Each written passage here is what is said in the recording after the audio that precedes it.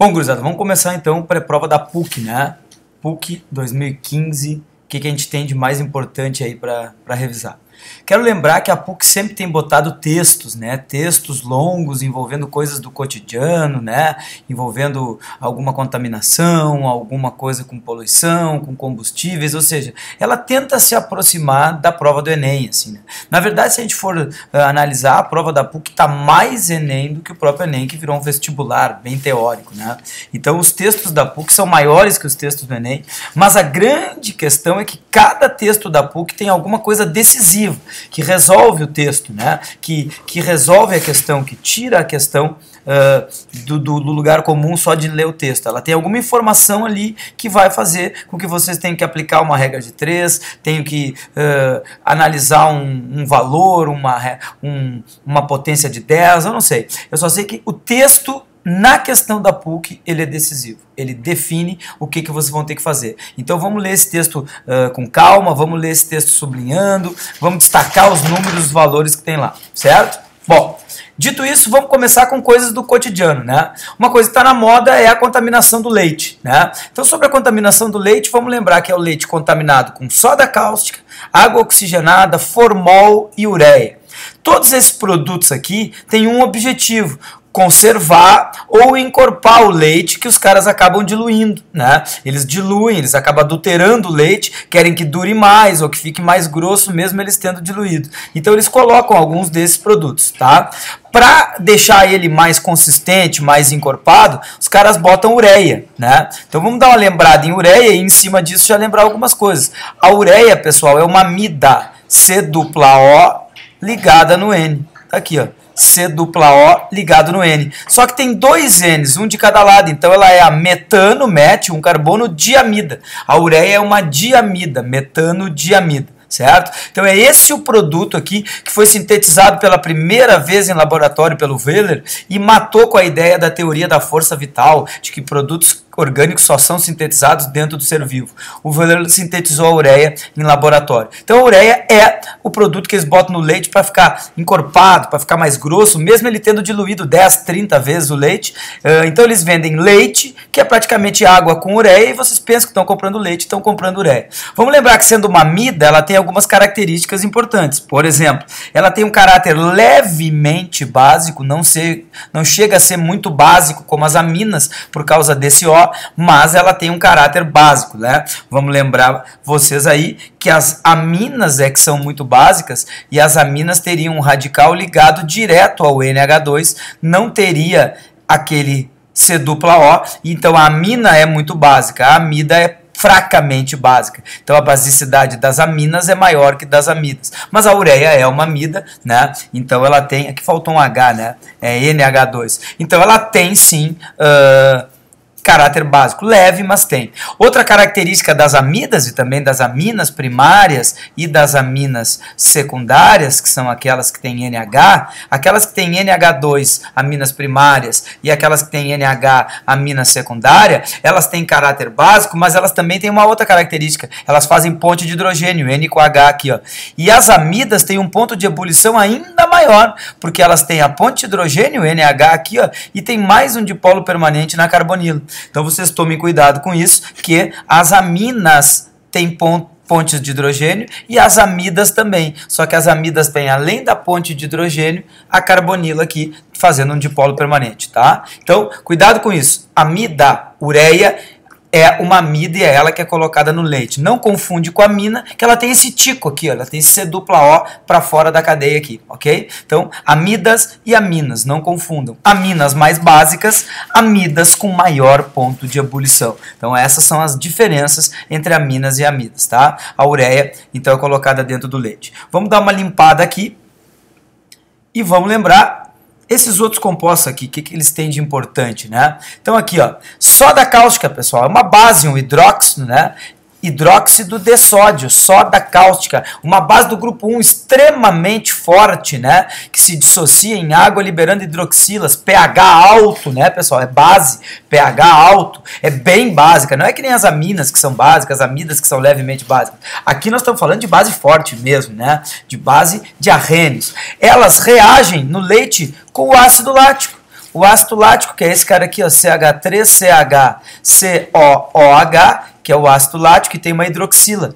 Então, cuidado, o ácido lático do leite é que quanto mais ácido lático, o leite vai azedando, o leite vai estragando. Então, para evitar a formação de ácido lático e que o leite azede, eles botam soda cáustica para neutralizar. Ora, se é uma reação de neutralização, o que acontece aí, gurizada? Muito simples, a hidroxila da base reage com este H aqui do ácido, é só esse. Esse é o H que é ionizável. E essa hidroxila com esse H forma o quê? Água, tá lá, neutralização, reação para formar água. Tá, mas o que sobra? Sobra esse ânion carboxilato e o Na. Ora, sobra um sal orgânico, CH3CHCOOH, que já CONA, que já caiu várias vezes aqui esse ano já, né?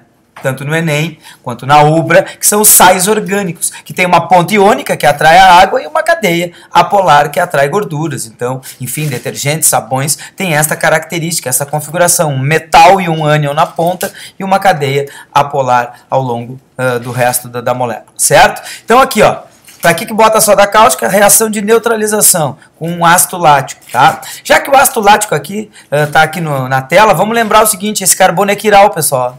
Se esse carbono é quiral, o que o ácido lático tem? Tem 4 ligantes diferentes, ó. CH3, que é diferente do OH, que é diferente da carboxila, que é diferente do H. Se esse carbono é quiral, o que o ácido lático tem? Isomeria ótica, né? Isomeria ótica do dextrógeno e do levógeno.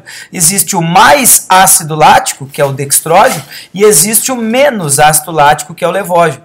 O dextrógeno, que é o mais, desvia a luz polarizada para a direita, enquanto que o levógeno desvia a luz polarizada para a esquerda, isomeria ótica. O ácido lático dextrógeno é enantiômero do ácido lático levógeno.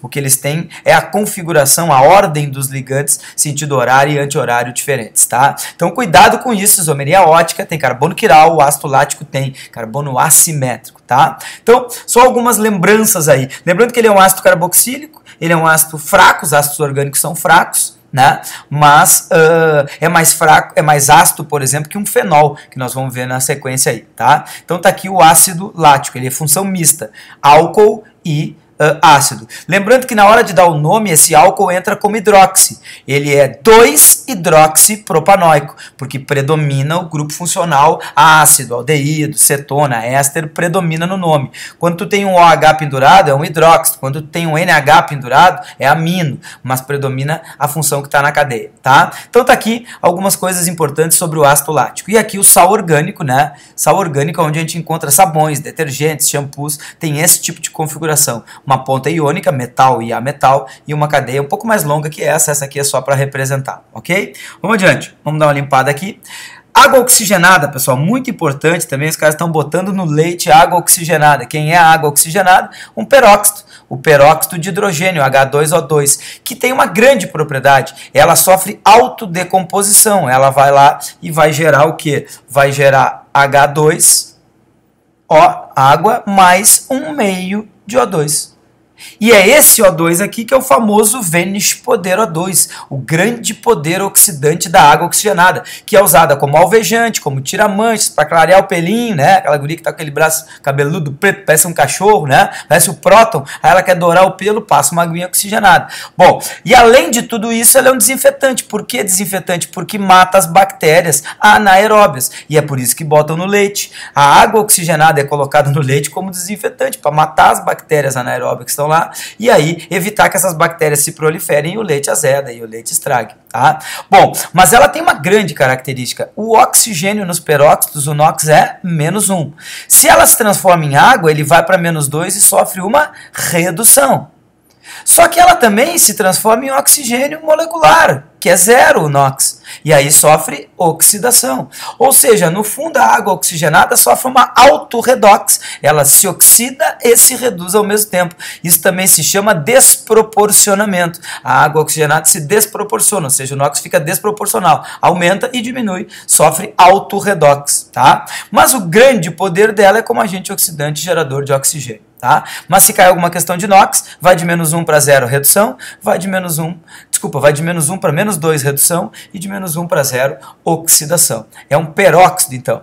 Vamos lembrar também que existe uma coisa que já caiu na CAF, né? Que é essa história de volumes da água oxigenada. Como é que é essa história de volumes da água oxigenada? Se ele botar na prova uma água oxigenada 10 volumes, o que significa uma água oxigenada 10 volumes? Que ela gera nesta decomposição que está aqui 10 litros de gás oxigênio na CNTP.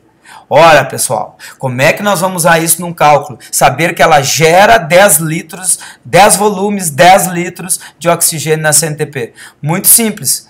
Olha aqui, para cada 1 mol de H2O2, peróxido de hidrogênio, que eu tiver lá dentro, eu sou capaz de gerar meio mol. E meio mol de um gás na CNTP é 11,2 litros de oxigênio.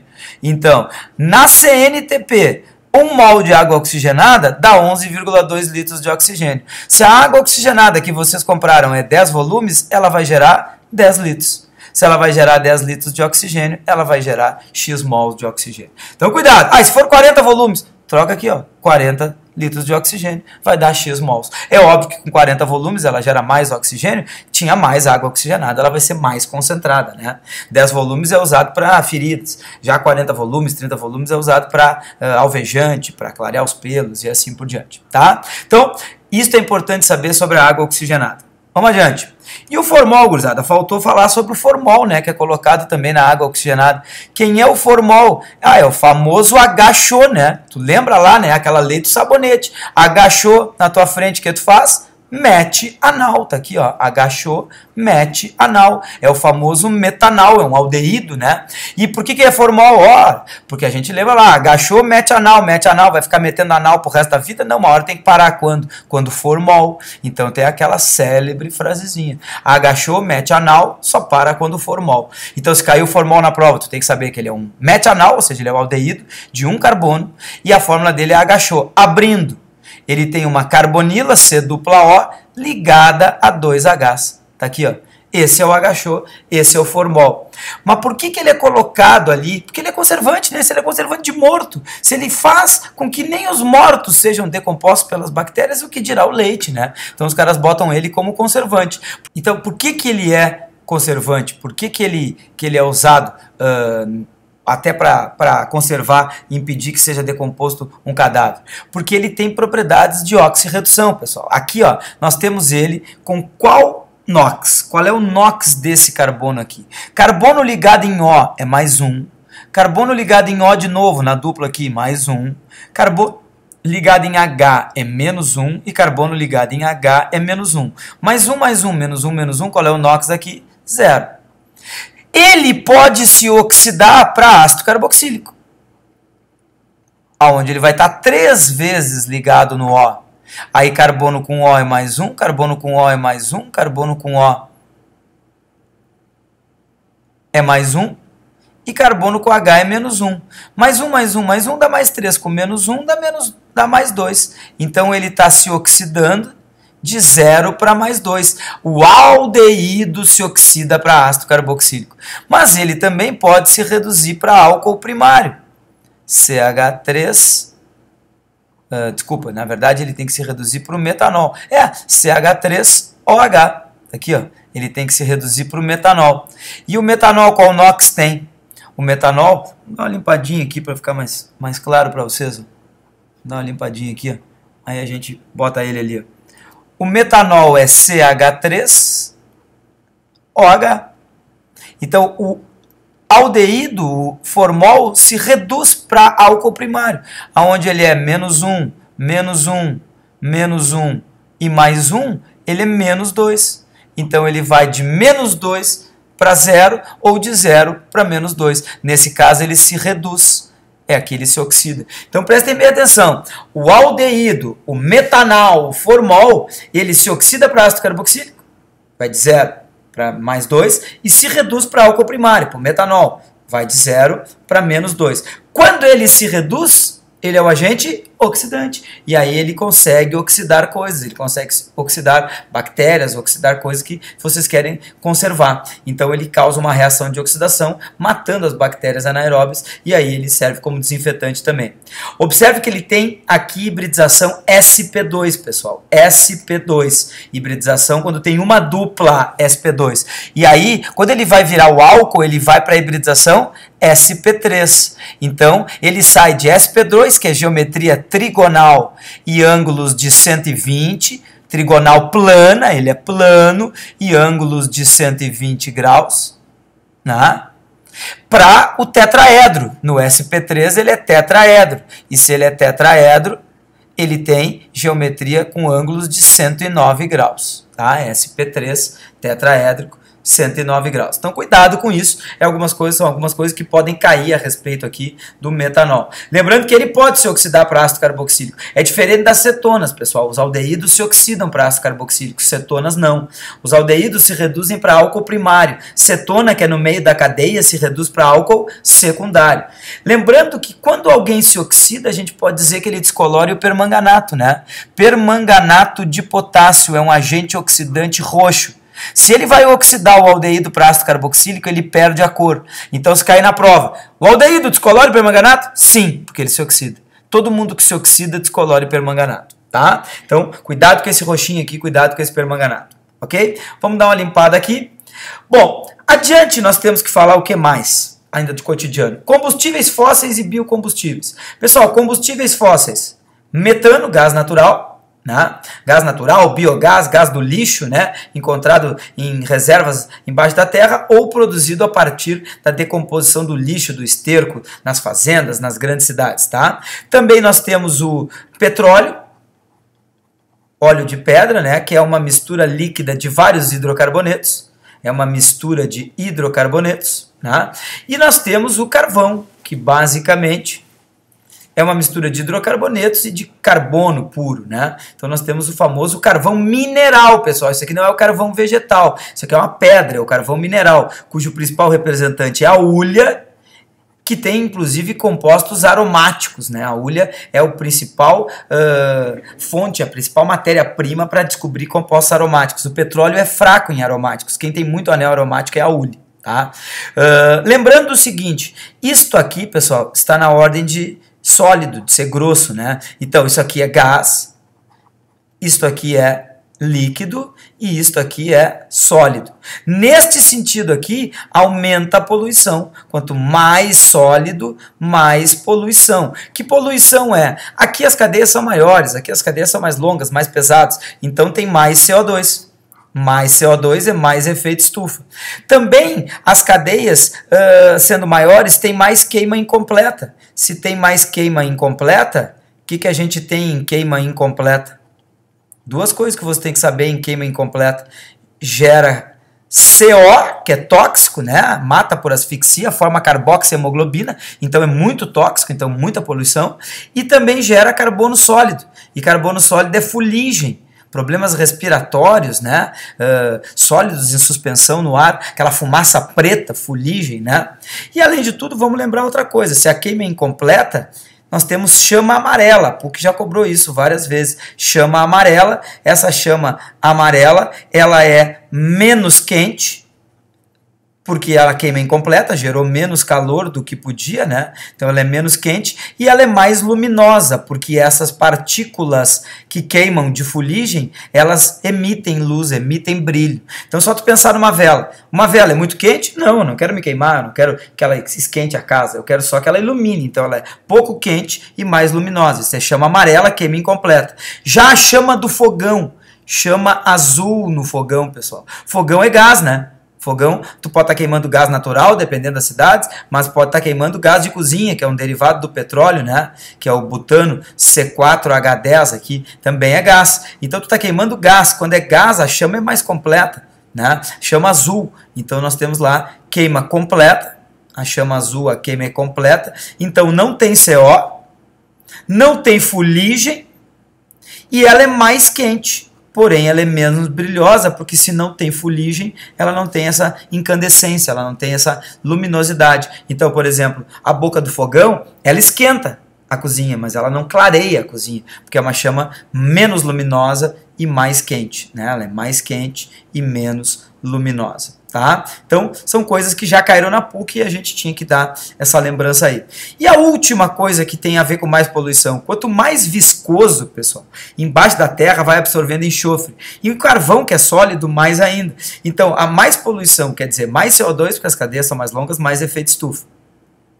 Efeito estufa. Queima incompleta, mais CO, monóxido de carbono que mata, e mais fuligem, que causa problemas respiratórios, tá? Mas também tem mais enxofre. Se tem mais enxofre, libera mais SO3. E a queima com SO3 vai acabar gerando ácido sulfúrico. E ácido sulfúrico é um ácido extremamente forte, corrosivo, que causa a famosa chuva ácida. Então, a chuva ácida, ela não é um problema para quem queima gás natural, metano, porque ele é gás, não tem enxofre. Agora, é um problema muito grave para quem queima carvão. Tu teria que eliminar a taxa de enxofre. O próprio óleo diesel, que é derivado do petróleo, mas ele é maior que o gás de cozinha, que é C4, ele é maior que a gasolina, que é C8, o óleo diesel, que é C20, esse cara aqui é muito contaminado com enxofre. O óleo de caldeira, que é C30, é muito contaminado com enxofre. Então isso gera muita chuva ácida, né? Inclusive, por exemplo, a gente tem na Petrobras aí os caras fazendo o famoso diesel S10, S5, que cada vez tem menos percentual de enxofre em relação ao óleo diesel comum. Os caras vão tentando limpar e eliminar o enxofre, tá? Então, a PUC gosta dessas ideias de queimas de combustíveis fósseis, de poluição e coisas do gênero. Eu quero só dar uma limpada aqui e lembrar as queimas, né? Eu quero lembrar algumas queimas importantes aqui, ó, que você tem que saber. Por exemplo, queima, vamos pegar aqui a queima do gás natural, né? É uma queima completa. A queima completa que tiver carbono e hidrogênio, o que ela gera? Os óxidos. O óxido de carbono, que é CO2, e o óxido de hidrogênio, que é água. Balanceando aqui, vai 2.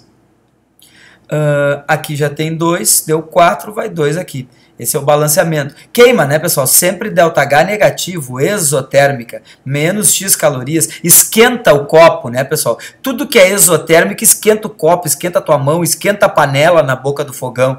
Se fosse endotérmica, rouba calor da volta e esfria. Quando tu passa álcool na pele, tu sente um gelado. Por que tu sente um gelado? Porque o álcool evapora e rouba teu calor. Por que tu sua? Tu sua que é para a água, para o líquido, roubar o calor da tua pele e evaporar. Quando faz isso, a tua pele resfria. Então, endo esfria na volta. Exo esquenta, libera calor. E as queimas são exotérmicas, geram energia. Tá, mas e se eu tivesse, sei lá, gasolina, C8H18, e eu quisesse a queima completa? Olha, também tem que gerar CO2 e água. CO2 mais água. Só que, claro, o balanceamento ia ser diferente. Eu ia precisar 8 de CO2, olha como ela é mais poluente, mais efeito estufa. E eu ia gerar 9 de água, que não causa grandes problemas. E aí, no balanceamento, aqui ia dar 16 mais 9, 25 meios de O2. Tá? Tá, e se fosse queima incompleta? Bom, pessoal, queima incompleta seria C8H18 mais O2, dando quem? Dando CO. CO em vez de CO2. Então, cuidado, a queima incompleta vai dar CO, a queima incompleta vai dar CO, ou ainda podia dar carbono puro, carbono sólido, fuligem. Então, se tu quer saber o que é gerado na queima incompleta, gera CO, monóxido de carbono e fuligem, tá? Então, uma lembrançazinha aí a respeito das queimas, que tem caído bastante na PUC, ok? Vamos adiante. Pessoal, poder calorífico, que caiu umas 2, 3 vezes na PUC, é para tu avaliar quem é o melhor combustível. Para tu avaliar quem é o melhor combustível, eu vou lembrar que não é por mol. Como assim, Pierre? Calor de combustão do metano, CH4, é menos 213 quilocalorias por mol. Calor de combustão do hidrogênio, H2, menos 68 quilocalorias por mol. Aí tu vai dizer, então quer dizer que o metano é um melhor combustível que o hidrogênio, porque ele gera mais calorias? Não, pessoal, porque o mol do metano é 16 gramas e o mol do hidrogênio é 2, então eu tenho que achar o poder calorífico. Qual é o poder calorífico do metano? É pegar os 213, que é o calor de combustão, e dividir pela massa da tabela, que no caso do metano dividindo pela massa da tabela, que é 16 gramas por mol, vai dar em torno de 30 e poucos, 34 aqui, se não me engano. Enquanto que o hidrogênio, não, o hidrogênio vai dar 34, né? Aqui, se não me engano, vai dar 13, tá? Menos 13 quilocalorias por mol. Vamos dar uma limpadinha aqui, né? No caso do metano, poder calorífico, vai ser menos 213, dividido por 16, vai dar em torno de menos 13 quilocalorias por grama. Por grama, que tu está dividindo pela massa da tabela, que é em grama. Já do hidrogênio, daria o menos 68 dividido por 2, que daria menos 34 quilocalorias por grama. Então, quem é o melhor combustível por grama? O hidrogênio. O hidrogênio é o melhor combustível por grama, porque ele tem 34 quilocalorias por grama, enquanto o metano tem 13. Então, cuidado, se tu quer comparar melhor combustível, não é em calor de combustão. Eu lembro que aqui estava escrito 213 do metano, e eu tinha calor de combustão menos 68 para o hidrogênio. Só que era por mol. Então, eu preciso o do metano dividir por 16 e o do hidrogênio dividir por 2. E o hidrogênio ganhou como melhor combustível. Ok? Limpadinho, então. Polímeros, pessoal. Bom, polímeros, a gente tem alguns exemplos claros aí, a PUC tem posto esses polímeros, né? Então vamos lembrar algumas coisas. Polímeros, pessoal, nós temos dois tipos de polímero, tá? Que eu preciso que tu saiba tipo, depois eu falo de exemplo. Primeiro, aquele que tu quebra uma liga dupla. Eu tenho aqui, então, CH2, que é o etileno. Etileno, tá aqui ele. Tá? Aí eu quebro uma liga dupla, eu pego ele N vezes e quero ligar ele nele mesmo. Eu quebro a liga dupla e fica assim, CH2, CH2. E aquela liga dupla que eu quebrei, vamos botar ela de azul aqui, ó. Essa liga dupla que eu quebrei, ela está aqui, ó, aberta aqui, aberta aqui. E aí eu vou ligar um etileno no outro N vezes. Então eu abro a liga dupla e ela fica aqui nas valências, eu boto o N. Então esse é o etileno, esse é o polietileno. O que que significa? Que eu tenho o etileno ligado nele mesmo N vezes. De que jeito? Quebrando a dupla. Isso se chama polímero de adição. Se o monômero tem liga dupla, tu quebra a dupla e liga um no outro. Tu tem um polímero de adição. Só que nós temos outros polímeros, né, pessoal? Vamos lembrar aqui das proteínas. Tu tem lá um aminoácido, aqui, ó, um aminoácido, que tem o grupo amino, NH2, e o grupo ácido, COOH, que se aproxima de um outro aminoácido, aqui, ó, CH3, CH, COOH, e tem o NH2, aqui, ó. O que acontece? Ele perde água, pessoal. Sai o OH do ácido, sai o H da amina e perde água. Está aqui a água lá no final. E gruda esse carbono C+O nesse N. Então eu vou ter a seguinte molécula. CH3, CH, C+O ligada no N. E aqui continua o NH2 para baixo. Esse N aqui está ligado naquela cadeia lá para cima, que tem o CH3 e o COOH. E esta ligação, vamos botar ela aqui de azul, esta ligação é a ligação peptídica, né? E esta ligação peptídica, aqui tem um H que sobrou, né? Esta ligação peptídica é das proteínas. Tá, mas e não posso me esquecer de que esta ligação peptídica é uma amida.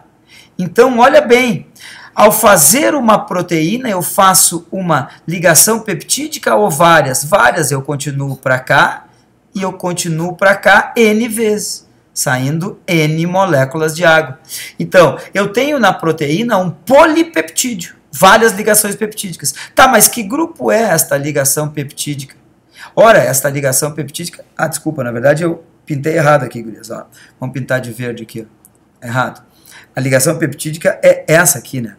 Vou pintar ela de azul. Aqui ela. Essa é a ligação peptídica, tá? Tá errado aqui. É essa aqui a ligação peptídica. Esta ligação peptídica, ela é uma amida, ó, C+O ligado no N. Então a ligação peptídica é uma amida. Então uma proteína é uma poliamida, certo? Proteína é uma poliamida. Tem várias ligações peptídicas. Então, mas e como é que se formou isso? Por perda de água e grudando aminoácidos. Pessoal, então isso se chama polímero de condensação. Quando tu perde água e gruda uma molécula na outra, tu fez uma condensação. Então vamos diferenciar bem. Quando eu formei um polímero quebrando dupla, eu liguei os monômeros quebrando a dupla e ligando no outro, polímero de adição. Quando eu aproximei duas moléculas, os grupos funcionais perderam água e eu liguei uma na outra, polímero de condensação. É isso que acontece na proteína, é isso que acontece nos aminoácidos que por condensação perdem água e formam a ligação peptídica, que é um grupo amida. Então uma proteína é uma poliamida, uma proteína é um polipeptídeo, ok? Então tá, vamos limpar aqui. E vamos dar os principais exemplos de polímeros aí que podem cair. Então aqui, ó, polietileno, pessoal, saquinho de supermercado. Quem é o monômero? É o etileno. O que que dá? Dá o polietileno. Tá aqui, ó. Saquinho de supermercado, saquinho de lixo. Tá aqui, ó. Esse é o etileno. E esse é o polietileno. Tá aí ele. Tá? Bom, o que mais parecido? O poliestireno, que é do isopor. Também tem a liga dupla, só que aí tem um anel aromático aqui. Ó. Aí quando ele forma lá o polímero, mesma coisa. CH2, quebrou a dupla, CH aqui na verdade, né? Valência, N vezes, e aqui fica pendurado o anel aromático aquele. Então esse é o estireno, isopor. O monômero é o estireno, o polímero é o poliestireno, é o isopor. Tá? Tá aqui, ó. Tá, mas que mais? Nós temos aqui, ó, o policloreto de vinila. Policloreto de vinil. Vinil é esse radical, cloreto porque tem um cloro. O cloreto de vinila, cloreto de vinila. Ele vai dar origem ao PVC. Mesma coisa, quebra a liga dupla. Cloro aqui, N vezes, tá aqui, ó, PVC. Tubos e conexões Tigre. Fuja do mico. Tá aqui, ó, PVC, tá? Então, tem mais um, o Teflon. O Teflon, ele é com flúor. CF2 dupla CF2. Aí quebra a liga dupla, o que que dá? CF2, simples CF2, N vezes. E esse aqui é o Teflon. Usado nos fundos de panela para não grudar, né? Antiaderente, o Teflon, muito resistente, tá? Então, aqui alguns polímeros famosos, tá? Com liga dupla, todos polímeros de adição. Os polímeros de condensação, tu sabe, são as proteínas, os carboidratos, os polímeros do nosso corpo, né? Os carboidratos são polímeros de condensação, as proteínas são polímeros de condensação, então a gente tem que ter essa noção aí, ok? Vamos dar uma limpadinha. Bom, pessoal, pré-prova 1, mais ou menos isso, tá? Daqui a pouco eu boto o pré-prova 2, assim, com outras coisas pra gente comentar sobre a PUC agora nesse domingo, ok? Daqui a pouco a gente volta. Beijo nas guri, abraço nos guri, tchau.